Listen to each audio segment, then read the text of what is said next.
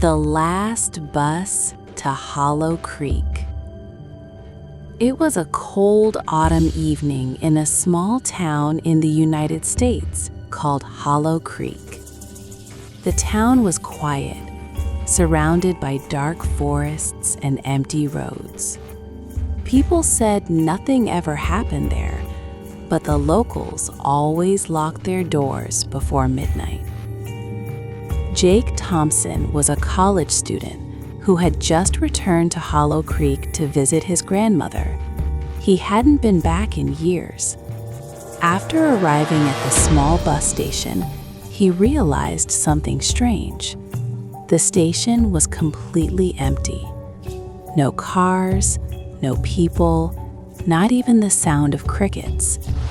Jake checked his phone. It was 11:47 p.m. His grandmother's house was still 5 miles away, and there were no taxis in a town this small. Just as he was about to start walking, an old bus slowly pulled into the station. The headlights flickered weakly, and the bus looked like it hadn't been washed in years. Rust covered its sides, and the windows were foggy.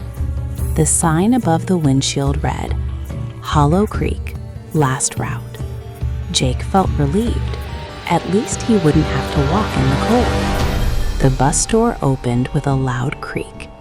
Inside, only 3 passengers were sitting quietly. They didn't move or speak. The driver was an old man wearing a gray cap. His face looked pale, and his eyes were strangely dull. "Where are you headed?" the driver asked in a slow voice.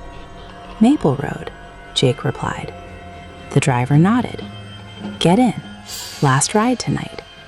Jake stepped inside and sat near the middle of the bus. The door shut. The bus started moving. For several minutes, nobody spoke.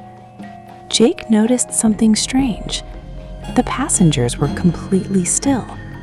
A woman in the front seat stared straight ahead without blinking. A tall man near the back had his head tilted to the side. None of them looked at Jake. None of them moved. Jake tried to ignore it. Outside the window, the forest passed by slowly, the trees dark and endless. After 10 minutes, Jake looked at the driver.